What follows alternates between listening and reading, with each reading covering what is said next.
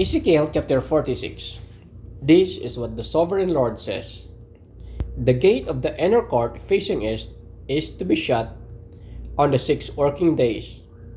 But on the Sabbath day and on the day of new moon, it is to be opened. The prince is to enter from the outside through the portico of the gateway and stand by the gatepost. The priests are to sacrifice his burnt offering and his fellowship offerings.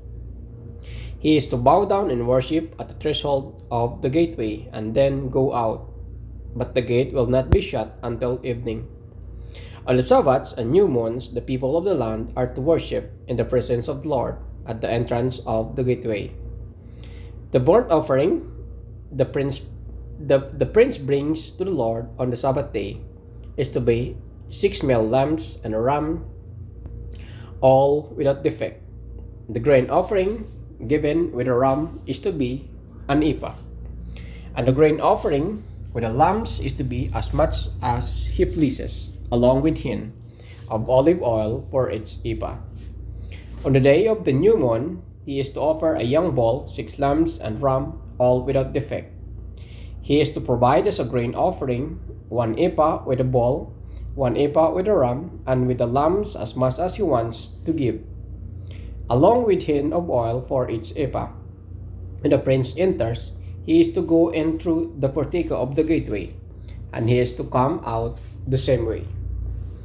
When the people of the land come before the Lord at the appointed festivals, whoever enters by the north gate to worship is to go out to the south gate, and whoever enters by the south gate is to go out to the north gate. No one is to return through the gate by which they entered, but it is to go out the opposite gate. The prince is to be among them, going in when they go in, and going out when they go out.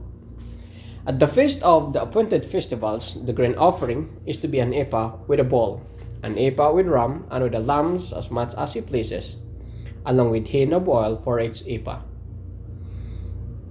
When the prince provides a freewill offering to the Lord, whether a burnt offering or fellowship offerings, the gate facing is to be opened for him. He shall offer his burnt offering or his fellowship offerings as he does on Sabbath day. When he shall go out, and after he has gone out, the gate will be shut. Every day you are to provide a year-old lamb without defect for a burnt offering to the Lord. Morning by morning you shall provide it. You shall also to provide with it morning by morning a grain offering, consisting of the 6 of an ephah, with a third of hin of oil to moisten the floor. The presenting of his grain offering to the Lord is a lasting ordinance. So the lamb and the grain offering and the oil shall be provided morning by morning for a regular burnt offering. This is what the sovereign Lord says. If the prince makes a gift from his inheritance to one of his sons, it will also belong to his descendants. It is to be their property by inheritance.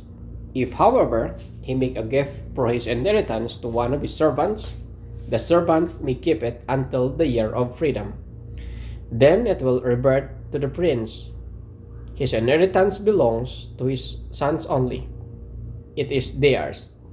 The prince must not take any of the inheritance of the people, driving them off their property.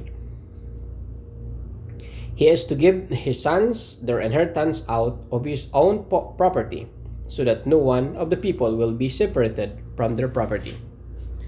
Then the man brought me through the entrance of the side of the gate to the sacred rooms facing north, which belonged to the priest, and showed me a place at the western end. He said to me, "This is the place where the priests are to cook the guilt offering and the sin offering, and bake the grain offering to avoid bringing them into the outer court, and consecrating the people."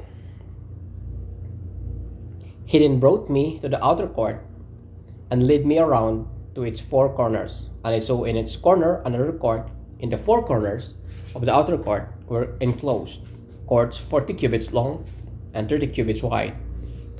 Each of the courts is the 4 corners was the same size, Around the inside of each of the four courts was a ledge of stone, with places for the belt all around under the ledge. He said to me, "These are the kitchens where those who minister at the temple are to cook the sacrifice of the people."